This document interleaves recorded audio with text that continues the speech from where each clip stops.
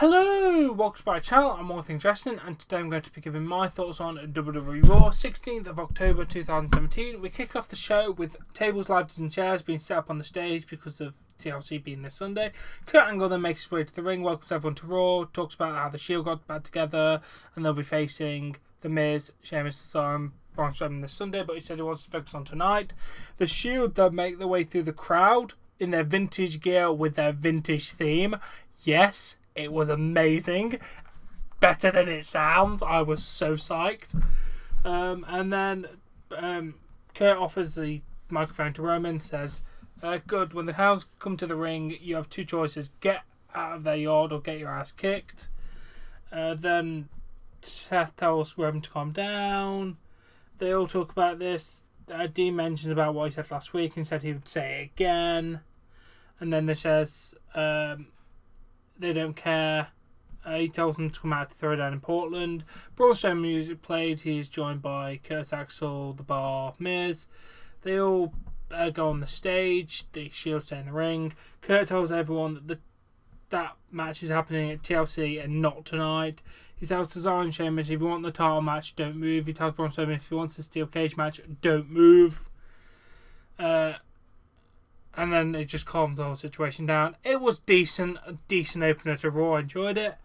Then we're back in the ring with Elias, Luke Gallows and Carl Anderson. Elias wants to know who will walk with Elias. I'll walk for you. He says, too bad because he's found two good brothers to walk with him. They said, can we warm up our vocal cords? Carl sings Honky Tonk theme song. Obviously changing it a little bit up. He said that's not too bad, and then they start singing a song for Jason Jordan. Is a nerd. That was the song. Jason Jordan, Titus O'Neil, and Apollo Crews make their way to the ring for the match. We have Elias, Carl Anderson, Luke Gallows versus Jason Jordan, Titus O'Neil, and Apollo Crews. So we have Titus Worldwide in this match, which is decent enough. Crews makes the tags and the toss powerbomb on Anderson for the 3 count. It was alright. I get that Jason Jordan's on the team, but can you stop making Carl Anderson and Luke Gallows look so damn weak? They are so good, and they're not being used to their full potential, and it just annoys me. Rant over. Then we have an Asuka package, which was decent. Then Renee Young's with Emma. She says she's sick of hearing about Asuka. She asks, what has Asuka done? Alexa Bliss comes in, says she hasn't done anything, but you started the Women's Revolution. It's good to see someone who builds up other women instead of running them down. She offers to team with Emma against Mickey if partner if she can find one. Emma accepts the challenge. It's really good here. I like the character work of Alexa Bliss manipulating people, which is really nice. Emma just too focused, zeroing on one task, so she can't even see that she's being manipulated, which is really cool. Then we have a video package showcasing the feud between Cedric Alexander and Jack Gallagher and Brian Kendrick, which was nice because if you didn't watch it, whereas I've missed episodes of 205 Live, I've not been fully following it, so it's nice to know what's going on. They have Cedric Alexander versus Jack Gallagher with Brian Kendrick. Rich Swan's music plays and he makes his way to the ring to be in Cedric's corner. Kendrick grabs Cedric's leg when the referee deals with Gallagher. Swan takes care of Alexander and Cedric with a lumbar check for the 3 count. The actual match was fairly alright. Felt a bit quick though, to be honest. It really did. But the actual feud is interesting enough. I like a heel Jack Gallagher with Brian Kendrick, showing that Jack Gallagher's smarter than Akira Tozawa and that, which is really good. I like this whole pairing with these two. Then it's time for Miz TV. He makes his way to the ring with the Bar and Curtis Axel. The new Mr. Arch, I guess. It's got tables, ladders and chairs inside of it. They talk about the tag team titles, wanting to take them. Then they said they're going to break Dean Ambrose's back with a chair, break Seth's leg with the being pushed off a ladder, Roman's spirit being broken when he goes through a table. He will do anything for Curtis Bow, Sheamus and Cesaro, and the 4th member of their team, Braun Strowman. Saying that Sure can't be. Just usual Miz kind of promo. Braun Strowman makes his way to the ring. He said the cage will be locked shut so Roman cannot run away from him. The Miz says the Shield's no match for him. Do they think they can take him on? And they said Dean must be drinking the Kool-Aid if he says he's talking about 4 or 5. They accept the challenge. Kurt Angle comes out before Miz can announce 5th member and says he doesn't care what Dean says. And then Miz is like, you should make them prove that they can take on all these people. Kurt tells him to shut the hell up. He's a Raw general manager. He'll make him settle this ring. He says Miz wants his 5th member. He has to win his match against Roman Reigns. However, if Braun loses tonight, it's back to 3-on-3. Braun accepts. Kurt says there'll be no chaos during the tag team and steel cage match. Everyone's banned from ringside. Because we know how well that's going to go, don't we, Kurt? Overall, a decent promo. Miz TV's, they said it's the best talk show in WWE. Yeah, because there's one. That's it. It can't be the best of something if there's only one of it. It's like saying I'm the best YouTuber because I'm the only YouTuber. Right, I'm not. No, I'm the best YouTuber though. Anyway, irrelevant facts. That was a decent segment. Then match 3, Alicia Fox versus Sasha Banks. Sasha, with the punches, escapes a tilt-a-whirl backbreaker and applies a bank station. Alicia taps out and then freaks out after losing.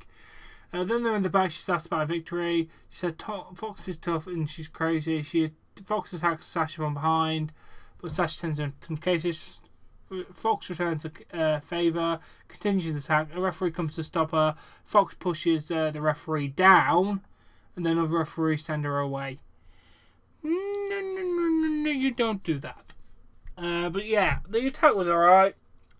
She's definitely playing the role of I'm a demented woman really, really well, to be honest. Then Enzo makes his way to the ring. Talks about what happened last week, about being a corrupt GM and got a cruiserweight title robbed. Kalisto then makes his way to the ring. He said, you can blame us. There's going to be no excuses at the TLC when he comes out and retains his championship. Enzo says he has money stacked taller than Kalisto. He's not getting his hand dirty. We won't fight tonight. He says the Zio train is coming through. Noam Dar, Tony Nese, Davario, just call him, sorry.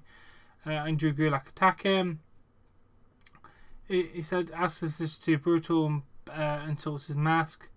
He said, doesn't want to get his clothes dirty. Mustafa Ali comes down. He avoids Gulak and takes out Gulak and Nese. Then clotheslines Dar. Ali with a kick to Daivari. Enzo attacks Ali from behind. Gulak, Daivari, Nese. All of them attack him. Daivari with a hammerlock clothesline to Ali.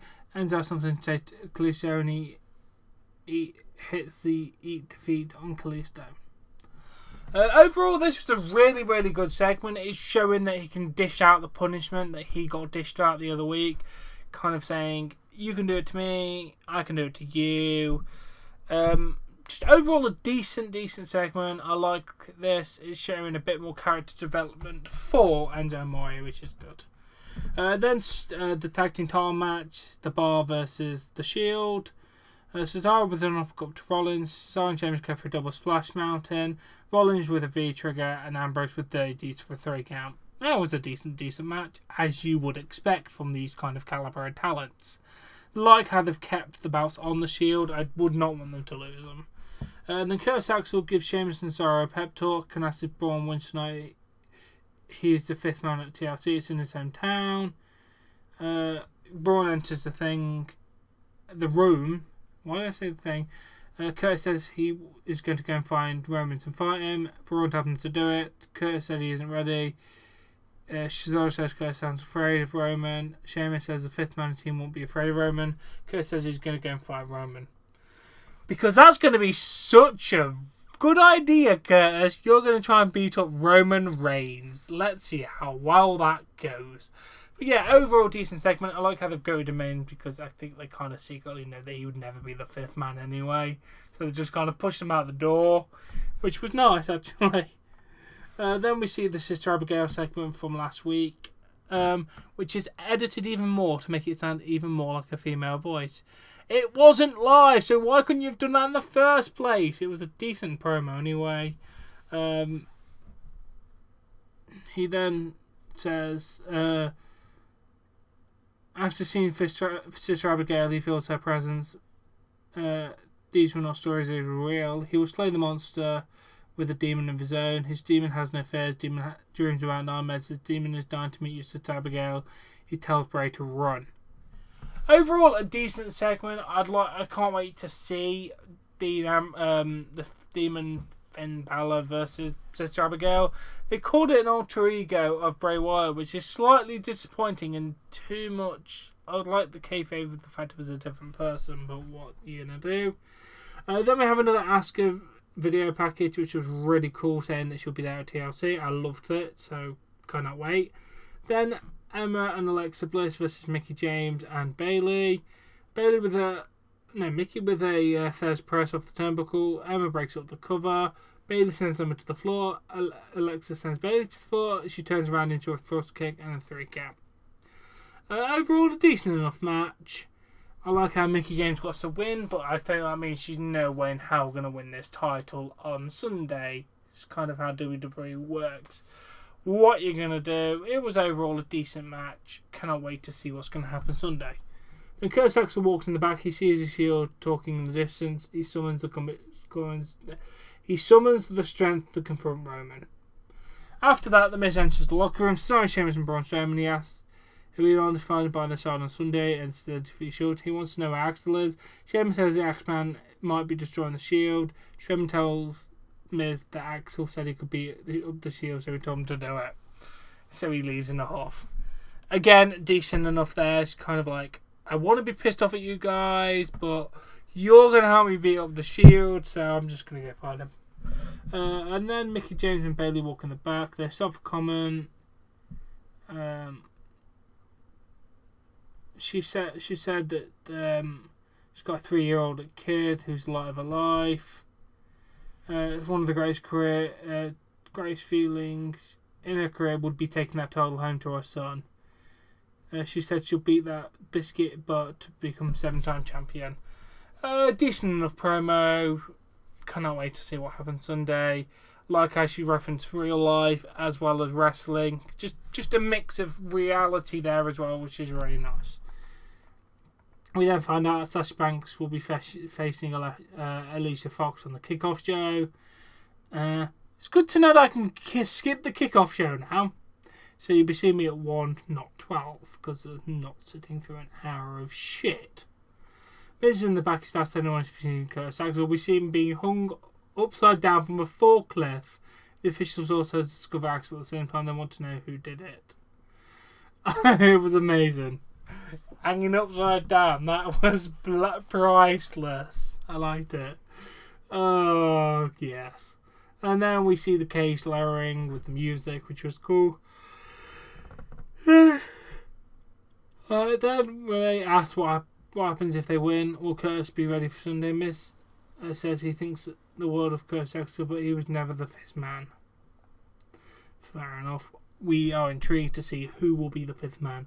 Then we have the cage match. Miz joins the announcers for the main event and points out he's not at ringside. Reigns climbs to the top of the cell. Cesaro and Sheamus appear. Reigns climbs to the top of the set cage, should I say. Cesaro and Sheamus appear at the cage and stop Reigns. The rest of the Shield come down and stop them. They have a massive brawl to the backstage. And then they go out like a door in the parking lot area, and Miz closes the gate to keep them all out. Which was really nice. It's like, yeah, we're going to go and do this now. Screw you all. I liked it. The lights go red and the pyro is out. And Strowman with a splash, Reigns with a spear. Kane comes from hell! Yes! Reigns acts like he's seen a ghost. Goes for a Superman punch. Kane catches him. Chokeslam. Another chokeslam. Running power slam by Strowman to Reigns. Kane picks up Reigns and hits the tombstone piledriver. Strowman pulls down the straps, picks him up for a power slam and gets a 3 count. After the match, The Miz announced that the 5th member of TLC is Kane. Kane fucking returned! I know I haven't mentioned that do more to it. Yes! This was mental! I know I'm more hyped this than anything apart from the first segment, but Jesus Christ, I was not expecting this! Amazing! Absolutely amazing! He came through a hole in the canvas! They haven't done that spot in ages! There's such a retro feel to this, it's so damn good! Oh, satisfied. Kane return. I can't believe it. I cannot wait to see what happens on Sunday. And that was your go home show to TLC. Worthy of the name Go Home Show. This really was. It really did hype the TLC pay-per-view. I'm not going to lie. Cannot wait for Sunday. So please catch me for my live reactions and possibly my thoughts on TLC on Sunday. And as always, if you have enjoyed this video, please give it a like. Please support me on Patreon. I'll link in the description below. Subscribe to see more content, and I'll catch you later.